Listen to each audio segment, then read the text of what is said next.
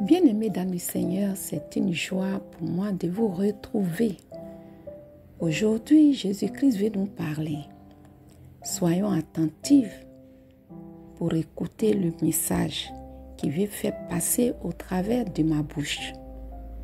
Que le Saint-Esprit vienne disposer notre cœur pour qu'ensemble, nous puissions écouter le message de notre Seigneur Jésus-Christ. Ne méprisons pas ce que l'Éternel Dieu nous a confié. C'est le titre du message.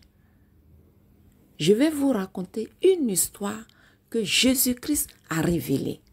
J'ai vu une femme âgée dans un village et elle était assise sur un petit tabouret. En face d'elle, il y avait un petit fourneau. Mais sur ce fourneau, il n'y avait rien. Et elle avait 2 enfants assis sur sa cuisse gauche. Il y avait un garçon et une fille. Le garçon, il peut avoir aux environs 4 ans et la fille 2 ans. Mais la fille était très maigre. Elle était très maigre. Le garçon était quand même un peu en forme, mais la fille très maigre. Et la dame âgée aussi, elle était fatiguée et beaucoup pensive. Cette femme âgée, en réalité, est la mamie de ces 2 enfants. Mais où est passée leur mère? Dès l'instant où je me suis posé la question pour dire, mais où est leur mère? Automatiquement, je me suis retrouvée en ville, en train de marcher sur un trottoir. Pendant que je marchais sur ce trottoir, j'aperçois devant moi une jeune dame qui marchait en compagnie d'un homme. Et la jeune dame avait environ 28 ans. Et l'homme avait aussi à peine 30 ans. Et les 2 marchaient ensemble. Et moi, j'étais derrière eux. Et la jeune dame, c'est une dame très présentable. Elle était propre, elle s'entretient très coquette. Et l'homme aussi était un homme très présentable. Et les 2 marchaient ensemble. Et la fille était tellement, la dame, oui, elle était tellement heureuse de marcher à côté de cet homme, très heureuse, épanouie, en compagnie de cet homme. Et elle dit à l'homme, tout ce que je demande à Dieu de toi, je vais avoir un enfant de toi. Que Dieu me donne un enfant de toi. Mais pendant qu'elle disait cela, l'homme ne disait rien. Plus elle disait, l'homme s'éloignait d'elle. Plus elle disait, l'homme s'éloignait d'elle. Mais elle criait à haute voix, Dieu, donne-moi un enfant. Je vais avoir un enfant avec cet homme. Et moi, je me suis approchée d'elle. Et je lui ai dit, par l'Esprit de Dieu, tu demandes un enfant. Et les 2 enfants que tu as laissés avec ta mère au village en train de souffrir, qu'est-ce que tu veux d'eux? Qu'est-ce que tu veux faire de ces enfants que tu as laissés dans la main de leur grand-mère qui n'a rien à manger, qui souffre dans ce village? Et toi, tu es venu en ville et tu demandes encore à faire d'autres enfants? C'est que Dieu t'a donné. Les enfants qui sont au village, ce n'est pas Dieu qui t'a donné. Qu'est-ce que tu veux faire d'eux? Va d'abord t'occuper de ce que Dieu t'a donné et après, il verra ce qu'il fera de toi. De plus, l'homme à qui tu demandes un enfant à Dieu n'est pas ton mari. Et tu demandes un enfant d'un homme qui ne t'a pas marié. Je vous assure, quand je lui disais ça, pendant ce temps, l'homme, lui, il avançait. Parce qu'il nous a vus en train de parler. La dame ne disait pas un mot. Parce que Dieu m'a fait savoir que la mamie qui était au village en train de souffrir avec les 2 enfants. Les enfants, c'était leur mère qui était là. Et pendant que je lui disais ça, elle ne disait pas un mot.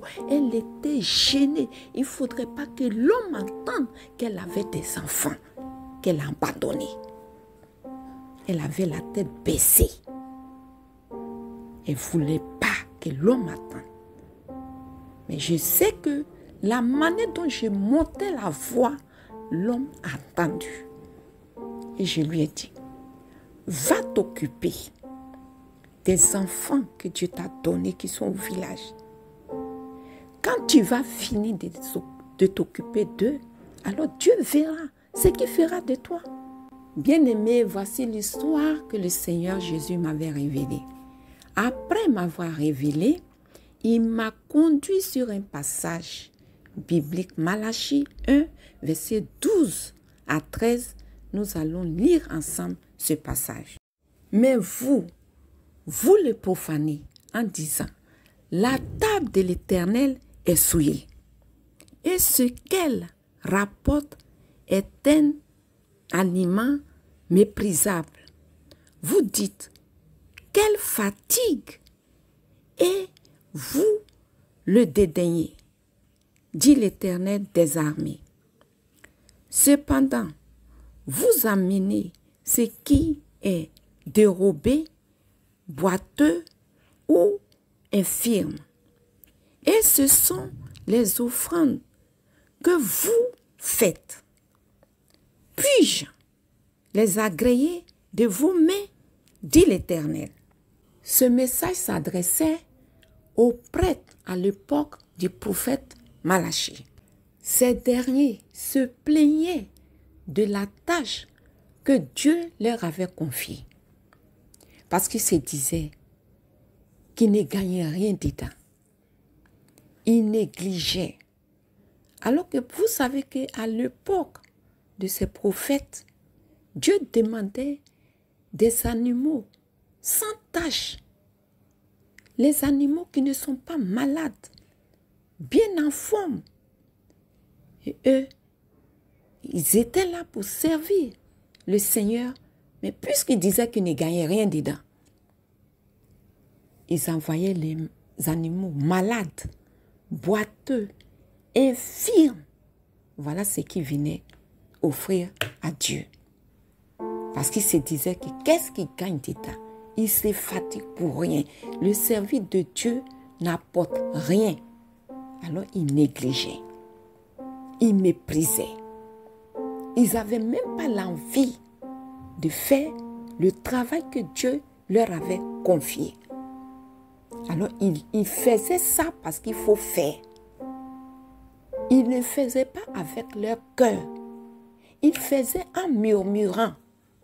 Après avoir lu ce passage, le Seigneur Jésus m'a dit, il y en a beaucoup de personnes qui murmurent sur la tâche qu'il leur a confiée.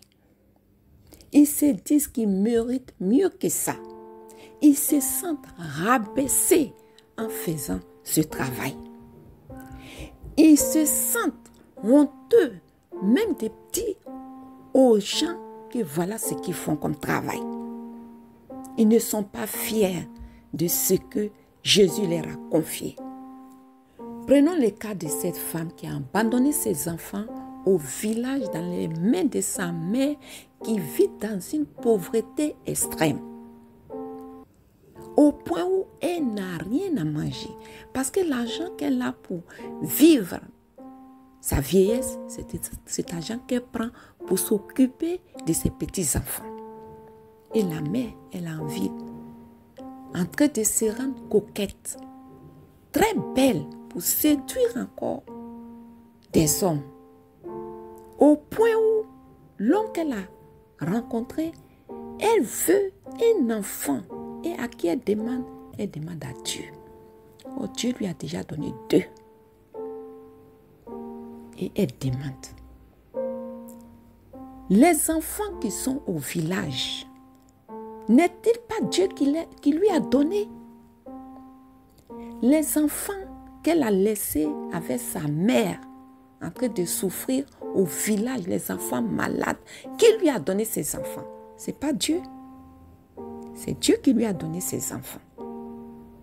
Et comme elle sait qu'elle ne gagne rien dans ses enfants, alors elle les a déposés au village, en train de venir chercher quelqu'un avec qui elle peut avoir les enfants et avoir bénéfice dans cet enfant-là.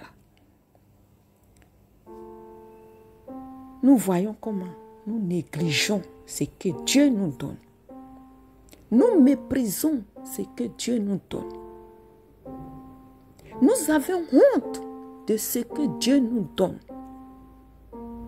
Si ces enfants qu'elle a laissés au village, elle prenait son temps pour s'occuper de ses enfants, quelles que soient les difficultés, quelles que soient les situations qu'elle traverse, qu'elle prend son temps pour s'occuper de ses enfants, ces enfants ne vont pas devenir des gens de bien. Les enfants qu'elle a laissés avec sa mère, si elle laisse ses enfants, la mère qui est fatiguée, on ne souhaite pas. Qu'est-ce que va devenir ces enfants? Ces enfants vont se retrouver dans la rue. Et elle n'a rien à voir avec ses enfants.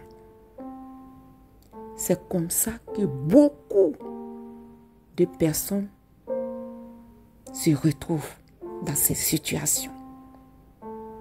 Dieu t'a donné un don. Les enfants sont un don de Dieu. Prenons soin. Allégeons les tâches de nos parents qui sont au village parce qu'elles ont vécu leur vie, elles sont fatiguées. Ne prenons pas nos charges pour aller encore les étouffer. Elles ont assez pleuré. Voilà pourquoi, si Dieu t'a donné des enfants, prends soin. Ne jette pas. Un enfant n'est pas un ordure. On ne jette pas un enfant. Car l'enfant que tu as laissé, quand l'enfant pleure, Dieu voit. L'enfant te regarde même. Tu ne sais pas que les yeux que l'enfant prend pour te regarder, ce sont les yeux de Dieu. Quel cœur tu as? Quel cœur tu as pour faire ça à l'enfant que tu as mis au monde? Il y en a parmi nous qui vivent en couple. Dans certains cas, c'est l'homme qui a honte de sa femme. Dans d'autres, c'est la femme qui a honte de son mari.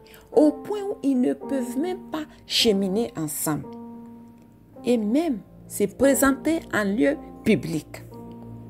Il y en a beaucoup de cas ainsi. Et il y en a, même le travail que Dieu leur donne, ils se disent que le travail est méprisable. Ils méritent mieux que ça. Alors, ils murmurent. Il y en a d'autres même, c'est leur lieu d'habitation. Au point où s'ils rencontrent quelqu'un, peut-être qui est dans un lieu bien, ils ont honte même de dire, voilà, j'habite ici, dans tel quartier. Tout ça là, ça se passe par la convoitise, par murmure, parce qu'on convoite trop. Et ça nous amène à mépriser ce que Dieu nous donne. Est-ce que Dieu va nous donner quelque chose qui est méprisable? Tout ce que Dieu nous donne, quel que soit où il nous place, lui sait pourquoi. Tout ça là nous amène à purifier nos âmes. Si nous acceptons ce que Dieu nous donne en faisant cela, et que si nous acceptons avec notre cœur, en sachant que c'est Dieu qui nous a donné, alors Dieu sera content pour dire que voilà ce que j'ai donné à mon enfant. Je lui ai donné, mais la personne prend avec son cœur. On on fait le travail avec notre cœur, alors Dieu nous enverra le meilleur. Mais faisons d'abord ce qu'il nous a donné, sans murmure. Lisons un instant l'évangile de Jean, chapitre 21, versets 15 à 17. Lorsqu'ils eurent mangé, Jésus dit à Simon-Pierre, « Simon, fils de Jonas, m'aimes-tu plus que ceci ?» Il lui répondit, « Oui, Seigneur, tu sais que j'ai de l'amour pour toi. » Jésus lui dit, « Nourris mes agneaux. » Il lui dit une deuxième fois, « Simon, fils de Jonas, m'aimes-tu » Pierre lui répondit, « Oui, Seigneur, tu sais que j'ai de l'amour pour toi. » Jésus lui dit, « Prends soin de mes brebis. » Il lui dit la troisième fois, « Simon, fils de Jonas, as-tu de l'amour pour moi? » Pierre fut attristé de ce qu'il lui avait dit la troisième fois.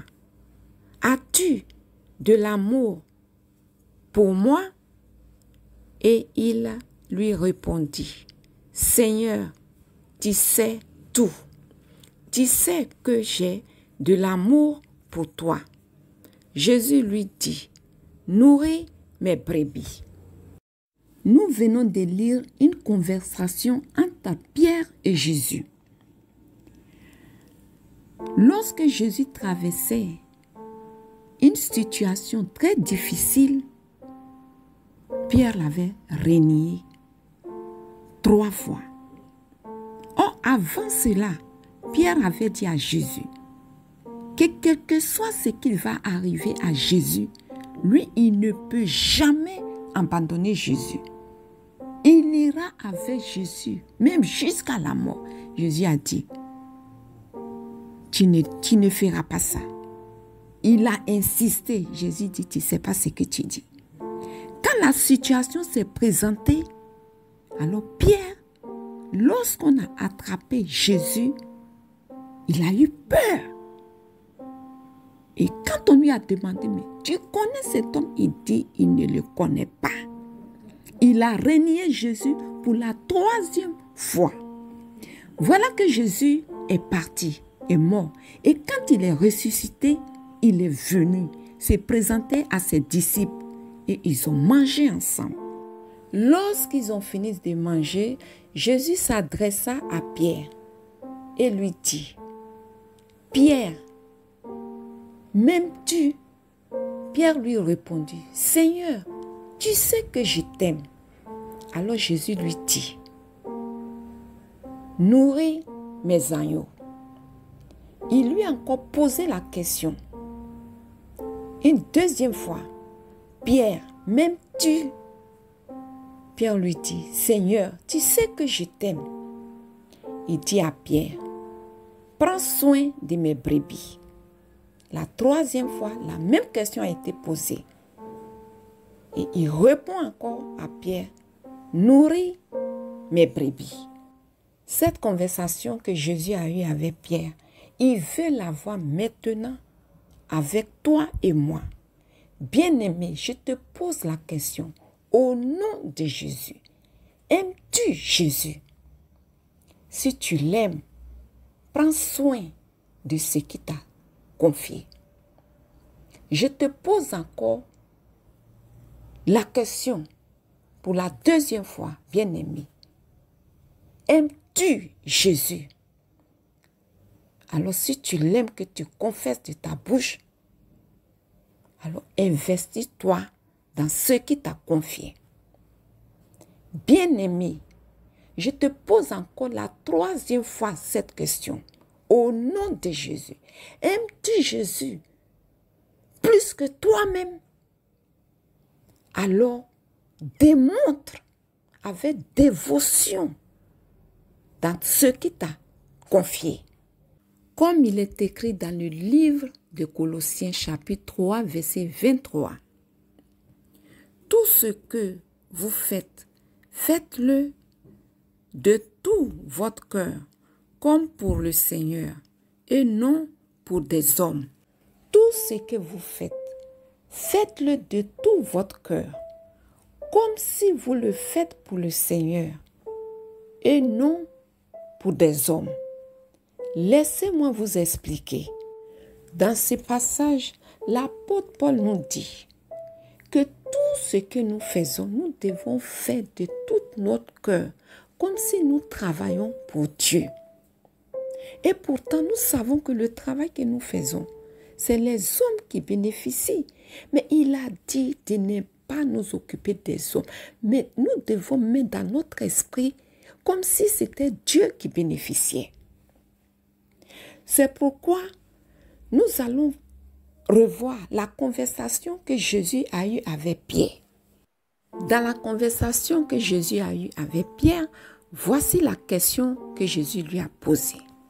Jésus a demandé à Pierre, « Pierre, m'aimes-tu » Pierre lui a répondu, « Jésus, je t'aime. » Il a dit, « Si tu m'aimes, prends soin de mes agneaux. » En réalité, c'est les hommes. Il lui a posé encore la question. « Pierre, m'aimes-tu »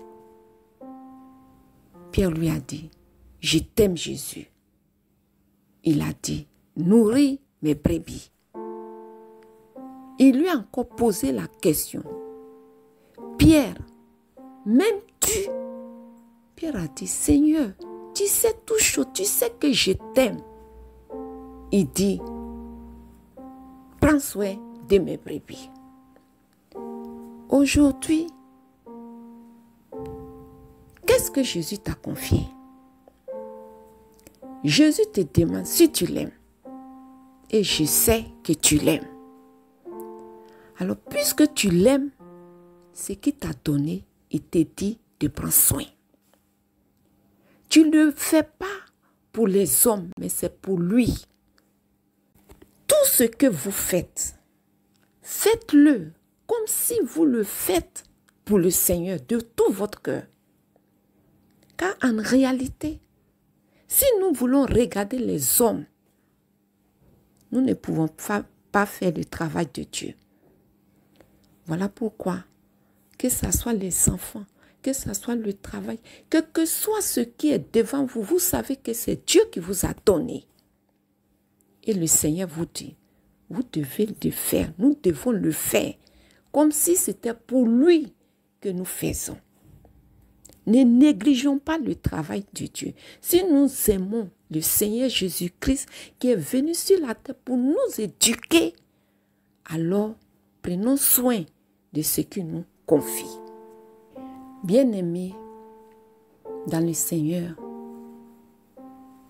aujourd'hui, nous vivons sur la terre et nous avons beaucoup de défis devant nous. Nous nous retrouvons des fois dans des situations très difficiles. Je prends le cas d'une femme qui fait des enfants avec un homme. Et des fois, l'homme abandonne les enfants. Et c'est à la femme seule qui doit s'occuper. Des fois, elle est fatiguée, elle est épuisée. Et quand elle regarde à l'homme avec qui elle a fait, elle a du mal à s'occuper de ses enfants. Parce qu'elle s'est dit qu'elle n'a pas fait seule. Mais Jésus nous fait comprendre ici que ce n'est pas l'homme. On a fait d'accord avec l'homme, mais ce n'est pas l'homme. Ses enfants l'appartiennent. Alors il nous dit de nous occuper. Voilà pourquoi si tu ne l'as pas fait, Jésus te dit de le faire. Non pas à cause de l'homme, mais à cause de lui. Ça peut être pareil pour un homme aussi. Que la femme peut abandonner les enfants dans sa main et aller vivre. Il dira aussi que pourquoi je vais faire. Quand les enfants vont grandir, ils vont commencer à travailler, ils vont aller s'occuper de leur mère. Mon frère, tu ne fais pas pour la femme, mais tu fais pour celui qui a créé l'enfant. fais-le pour lui. Ça peut être un travail, tu peux être dans un milieu. Et le travail, vous êtes plusieurs à le faire. Et les autres abandonnent ce travail dans ta main. Et toi, tu es là, tu te fatigues à faire ce travail. Dieu te dit, fais-le.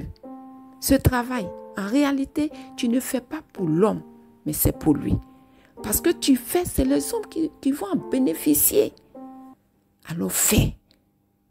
Concernant les mariés, ce que Dieu vous demande se trouve dans Éphésiens 5, à partir du verset 22.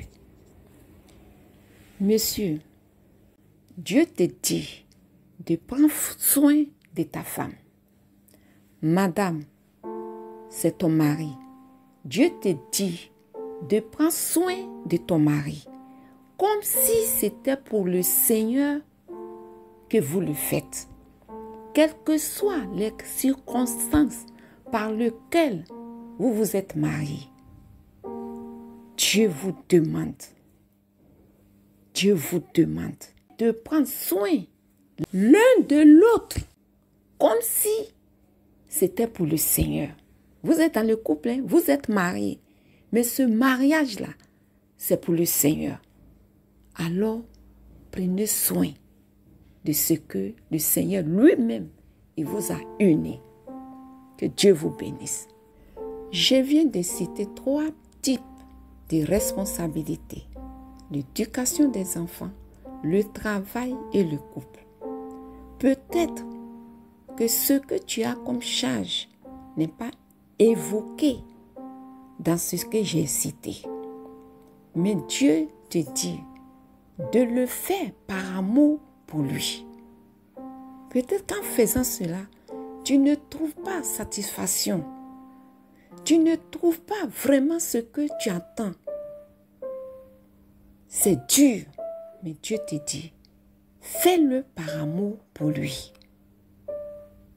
Peut-être que tu fais, les gens se moquent de toi. Ça te demande de renoncement. Dieu te dit, fais-le pour lui. Continue à le faire, quel que soit ce que tu traverses. Et le Dieu qui a créé toutes choses te récompensera au moment venu. Voilà pourquoi n'abandonne pas. N'abandonne pas ce que le Seigneur Jésus t'a confié. Que le Saint-Esprit te fortifie, qu'il soit avec toi, qui t'encourage à aller jusqu'au bout. Que Jésus-Christ te bénisse abondamment. À bientôt pour un prochain message de la part du Seigneur Jésus-Christ. Que Dieu vous bénisse. Je vous invite à liker, à vous abonner et à partager la chaîne. Que Dieu vous bénisse.